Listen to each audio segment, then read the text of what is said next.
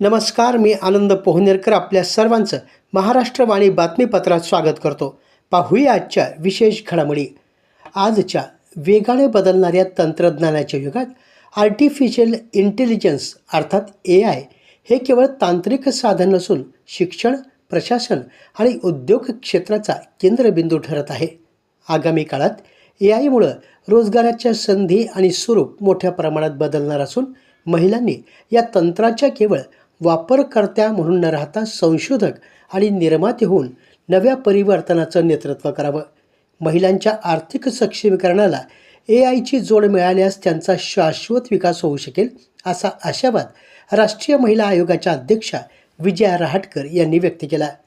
दिल्ली येथील भारत मंडपम येथे आयोजित इंडिया AI इम्पॅक्ट समिट यामध्ये आज दुपारी राष्ट्रीय महिला आयोग, आंतरराष्ट्रीय दूरसंचार संघटना आणि संयुक्त राष्ट्र प्रशिक्षण आणि संशोधन संस्था या संस्थांच्या संयुक्त विद्यमाने AI आणि आर्थिक शक्ती महिला नेतृत्वातील समृद्धीची परिषद या विषयावर आयोजित सत्रामध्ये त्या बोलत होत्या. पुढे बोलताना रहाटकर म्हणाल्या, AI सारख्या नव्या तंत्रज्ञानात देखील महिला मागे राहणार नाहीत. त्यासाठी त्यांना अनुरूप प्रशिक्षण आणि योग्य अशी इकोसिस्टीम दिली जाईल. महिलांची केवळ भागीदारी अपेक्षित नसून त्यांच्याकडे या तंत्राची मालकी आली पाहिजे. त्यासाठी महिलांना AI साक्षरता प्राप्त होणं अत्यावश्यक आहे. यामध्ये डेटा संरक्षण, डिजिटल नीतिमत्ता आणि सायबर सुरक्षेची सखोल समज आवश्यक असल्याचं त्यांनी नमूद केलं. केवळ घोषणांऐवजी प्रत्यक्ष अंमलबजावणीवर भर देत सूक्ष्म आणि लघु उद्योजकांना जागतिक पुरवठा साखळीशी जोडण्याचं आवाहन करून राष्ट्रीय महिला आयोग त्यासाठी कृतिशील प्रयत्न करेल असा विश्वास देखील त्यांनी व्यक्त केला.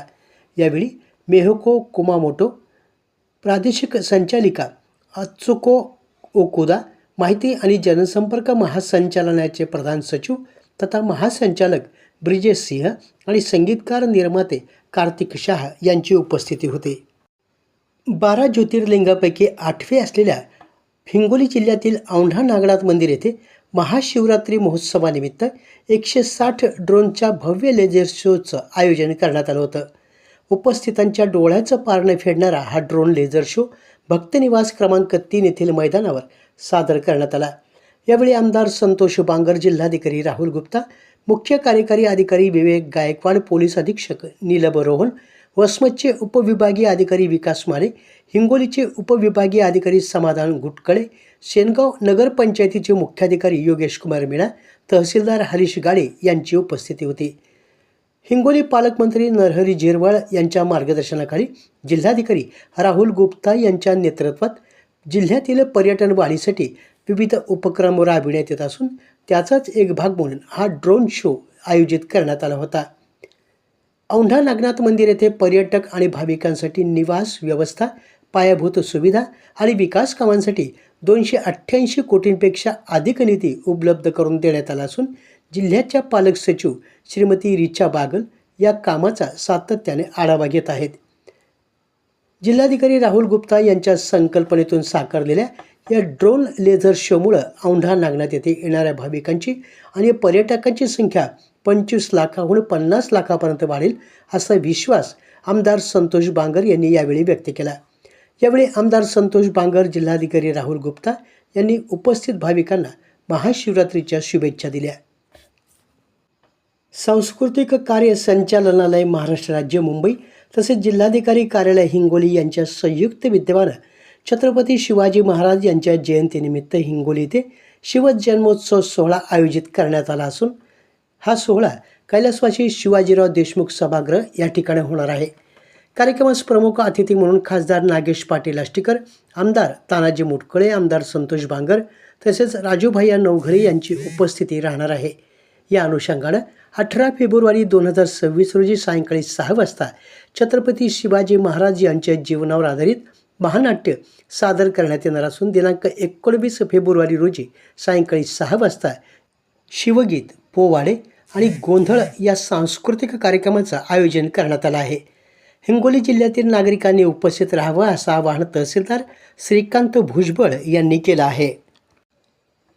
परभणी महानगरपालिकेचे महापौर सय्यद इक्बाल सय्यद खाजा आणि उपमहापौर पदाचा कार्यभार गणेश सुरेशराव देशमुख यांनी आज सोमवारी 16 फेब्रुवारी रोजी स्वीकारला।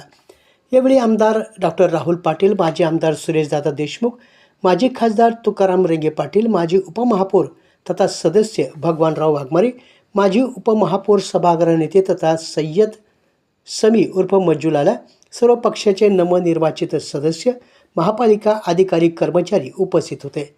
महापालिका आयुक्त नितीन नार्वेकर, उपायुक्त प्रज्ञावंत कांबळे, सहाय्यक आयुक्त बबन तडवी आदींनी महापौर आणि उपमहापौरांचं स्वागत केलं।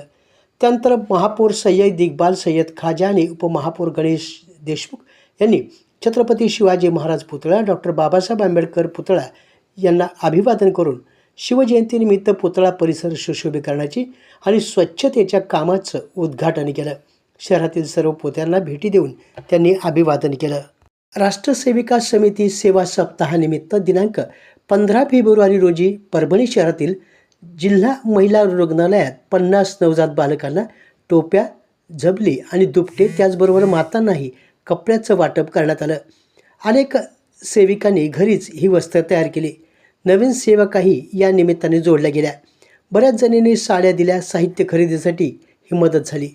खूप सुंदर अनुभव असा यावेळी पाहायला मिळाला। या कार्यक्रमास राष्ट्रसेविका समितीच्या पदाधिकारी उपस्थित होत्या।